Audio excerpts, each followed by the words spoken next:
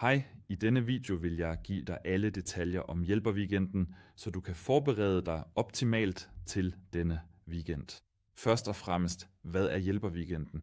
Det er en årlig træning, hvor vi naturligvis udvælger og vurderer hjælperne til vores vigtigste arrangementer.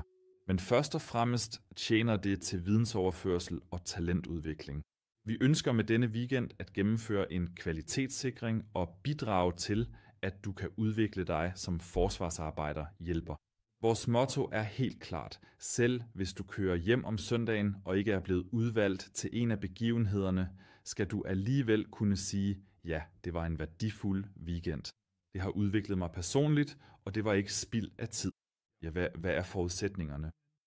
Nationalitet og klubmedlemskab er ikke relevant. Det, der er relevant, er din fysiske form og et positivt mindset. Med det kan du allerede deltage i weekenden. Hvis du ønsker at deltage i udvælgelsen om søndagen for måske at blive nomineret til en af begivenhederne, skal du medbringe en IGP-3-uddannet hund, som selvfølgelig også kan bruges under udvælgelsen. Hjælperweekenden består af 3 kategorier. Det er på den ene side fitnesstesten, så er der workshopsene, og så er der selve udvælgelsen. Det har hvilke arrangementer tjener denne weekend i forhold til udvælgelsen. Det er selvfølgelig CC Germany, som allerede i begyndelsen af året, slutningen af marts med 103 deltagere, markerer årets start. Derefter kommer Schutzhund Trainers Cup med ca. 40 deltagere i slutningen af april, det tyske mesterskab i begyndelsen af maj med 4 deltagere. RSV verdensmesterskabet i begyndelsen af oktober med ca. 100 deltagere, og Knud Fuchs adventpokalen med 3 deltagere. RSV tyske mesterskab og RSV verdensmesterskabet afholdes som Schutzhundprøve. Ja, så til de enkelte workshops, som jeg sagde før, vil vi overføre en masse know-how i denne weekend. Så når det kommer til hjælperens fitness, mindset, teknik, alt sammen ting, der er vigtige for dig og din rolle som hjælper, og som skal hjælpe dig med at komme videre. Dette er et meget vigtigt aspekt af denne weekend. Så selvfølgelig vores konditionstest. Fitnesstesten, som består af 4 forskellige øvelser. Vi har vægtsidning, pull-up bar, hop og sprint.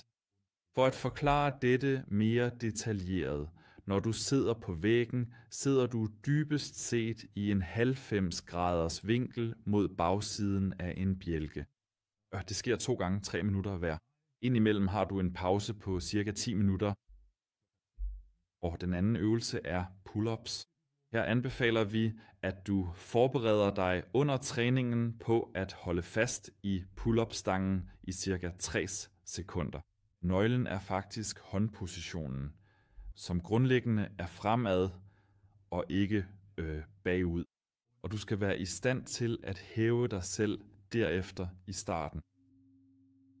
Så op på én gang og hold så der, så længe du kan. Som et referencepunkt for eksempel 3 sekunder. Især med denne håndposition er det en af de sværeste øvelser i fitnesstesten. Okay, lad os gå videre til springet.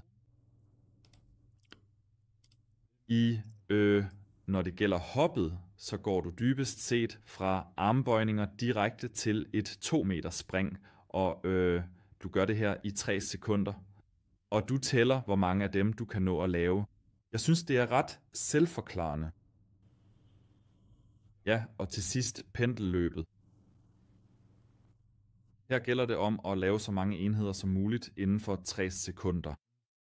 Først skal du ned at ligge og klappe hænderne grundigt sammen bag ryggen. Derefter lave et pendelløb over 10 meter, og til sidst udføre så mange enheder og gentagelser, som du overhovedet kan klare. Okay, derefter bliver det hele vurderet, og fitnesstesten er en del af udvælgelsen senere under udtagelsen.